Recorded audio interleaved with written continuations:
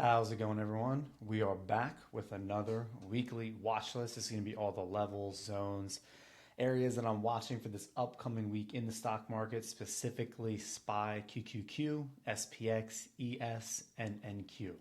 So, thank you guys so much for watching. Hoping you guys have had a good weekend so far. And of course, as always, wishing you a great upcoming week in the market and, of course, outside the market. If you have been watching some of these watch lists, if you enjoyed some of them so far, please consider dropping a like, dropping a comment. Love seeing comments whenever I get them. Pretty rare, but I did just hit, let me double check, 30 subscribers, which is crazy. So for all 30 of you, thank you so much. And for you who are watching and not subscribed, consider subscribing. I would appreciate it greatly.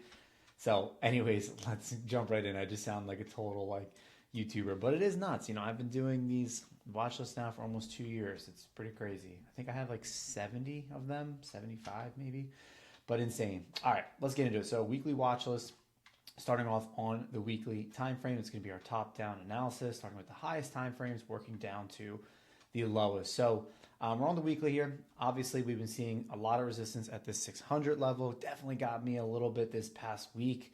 I was trying longs on Friday over the previous day high on SPY and pre-market high, but that 600 on SPY was just too much. Couldn't break it. QQQ and NQ also had some supply that should not have tried to long into as well. Even though the setup looks A++ on the longs for the SPY setup for the breaking retest, pre-market high, previous day high, just longing into walls like that, not ideal. So definitely one thing I'm taking away from my weekly review from last week and into this next week as well. So if you're not doing weekly reviews and daily reviews of your trading, I highly recommend that you are. You absolutely should be if you're trying to do what I'm doing with trading and making this my full-time career, because it's something I'm extremely passionate about, right? Just watching out for major levels in play. Even if something looks really A+, it's like if there's a major level in play, if A+ long setup looks good, but there's supply on QQQ and an A+ long setup on SPY, need to be extra cautious, maybe a 1-to-1 trim instead of a 2-to-1, scalping, whatever it may be, tighter risk and so on, right? Anyways, I'm currently on a streak as well, 39 trading days of hitting my rules to a T, no broken rules, and that has also been 23 trades taken so far in that. I was on a streak before that about, I believe, 47, 46, 45 trading days. And then back on April 9th, I broke my rules, and it wasn't even that crazy. It was, I believe, I think I took 3 trades instead of stopping at 2. I think I took 3 losses instead of stopping at 2. And on my final loss, or one of the losses, I think I also had a larger than a 15% stop. So I did count that. I could have easily been like, man, it's not that big of a break.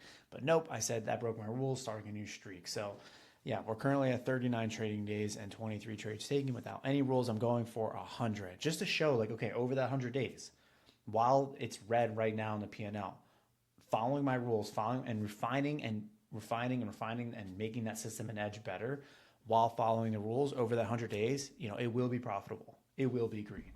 It'll end the drawdown that I am in, if you will. Okay. Not all of it, of course, but I don't focus on that. You lose money when you learn how to trade. It is what it is. It's the investment that you make to learn a skill that rewards you for a lifetime. Okay, so looking at the weekly here, got a little bit of selling, not too much. So it looks like a pretty strong weekly candle, but this 600 is going to be huge. I mean, there's no other way to put it. 600 is going to be massive.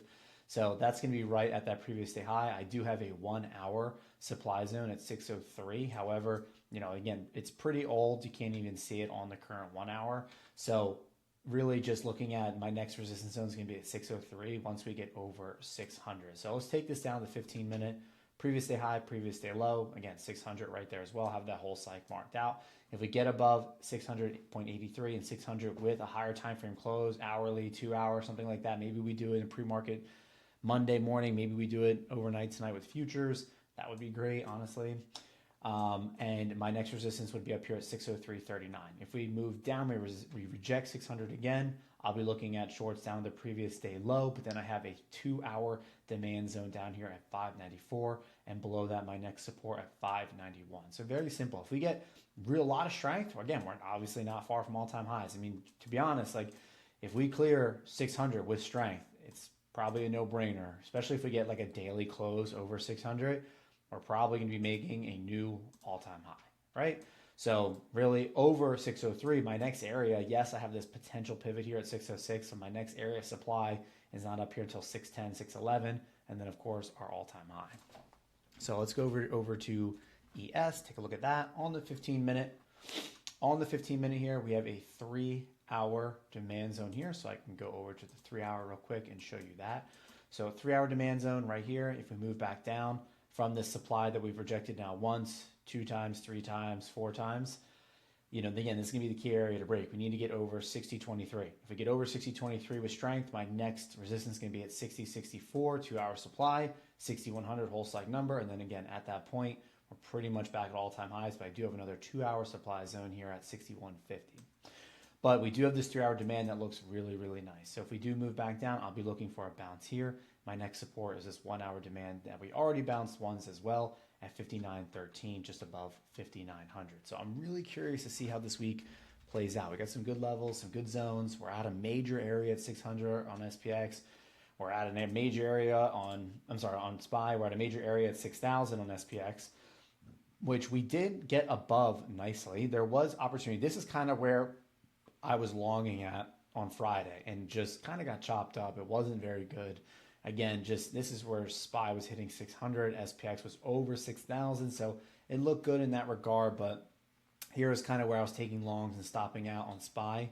Probably can just show you that here, not to make it a full trade review. But if we go down to the 5-minute here, we had our pre-market high, which did hold really, really nicely. And I had a major level here. Like I know our previous day high was here at 599.03. But this 5-minute candle, this 5-minute hammer, I had a key level here. So seeing this hammer off that key level was a no-brainer for longs with the EMAs there as well. But we did have this 2-minute hammer, bearish hammer. This was right in 600. Not a good idea. Longs, I've learned that with 2 back-to-back, like bearish engulfings, longs, just not ideal, even when it looks good. But this is kind of where I was taking longs. I did get longs here. We had a really nice pop. My entry was like 105, like contracts are 105, and it popped immediately to 120. But my first trim is usually about 20%. So I was looking for 125, something like that. You know, 2-to-1 R for me, which is about like once the cons get to 130, 135, I usually risk about $15 per contract, which is usually ends up being around 15% just because I always trade contracts around $100. And usually when I get to 1-to-1 R, I set a break-even stop immediately. But because we had so much momentum, it was off a key level, we had this hammer, we had the 5-minute hammer, I was expecting a little bit more momentum to come in. Didn't get any trims, didn't get the break-even stop. I mean, it did move extremely fast as well. And then it ended up stopping me out here on this candle here. And then, again, we did end up bouncing a 61 fib. Amazing here. We did bounce the previous day high and pre-market high very well here. Which I did not take. And I also noticed in my review, for whatever reason, my previous day high, which was marked out here, was not marked correctly. It was higher or whatnot. So again, just simple mistakes like that can hurt you. But nonetheless, I had a really nice trade earlier in the week that I followed my scaling plan to a T, got 4-to-1 or 5-to-1 out of it on my last contract. My last contract was about 60%, which is really good for me because that has been my biggest struggle is following my scaling plan, not selling too soon.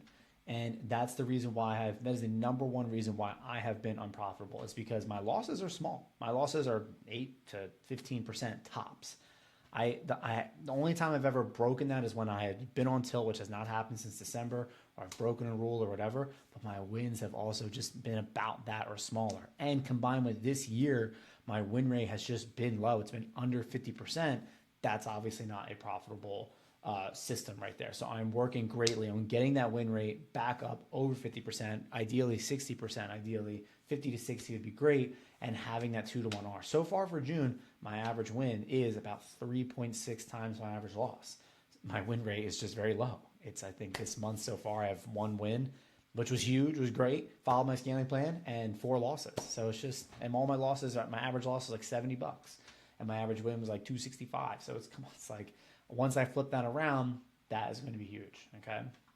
Nonetheless, getting off topic here. Let's get back into the watch list. Sorry about that. But if you do enjoy those little rants, drop a comment below. Let me know. But SPX, previous day high, previous day low. Same thing, getting over 6,000 with strength is going to be ideal. Just avoiding chop in this area. If we get down below the previous day low, I'll look for SPX to fill this gap at 59.39. So I'll mark that out on Monday. If we get over the previous day high, my next area of resistance is going to be this level here at 60.42.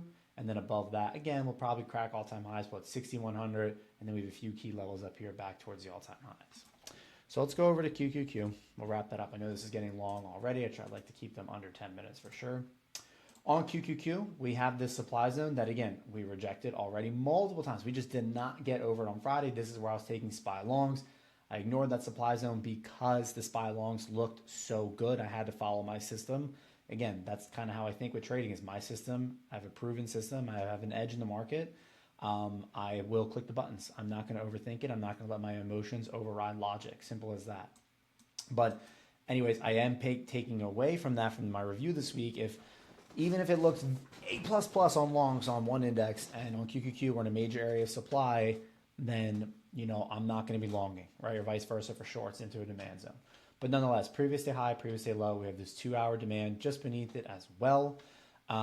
We have the supply zone on the 1 hour from Thursday as well. So if we take a look here and look where we came up and rejected, we rejected at the opening of that candle 1, 2, 3, 4 times, right? So this area needs to break. We need to get above this level here, 531.29. Honestly, ideally the previous day high before we move back up to 533. Above that, we have this major 4-hour supply zone at 540 all the way down to 537.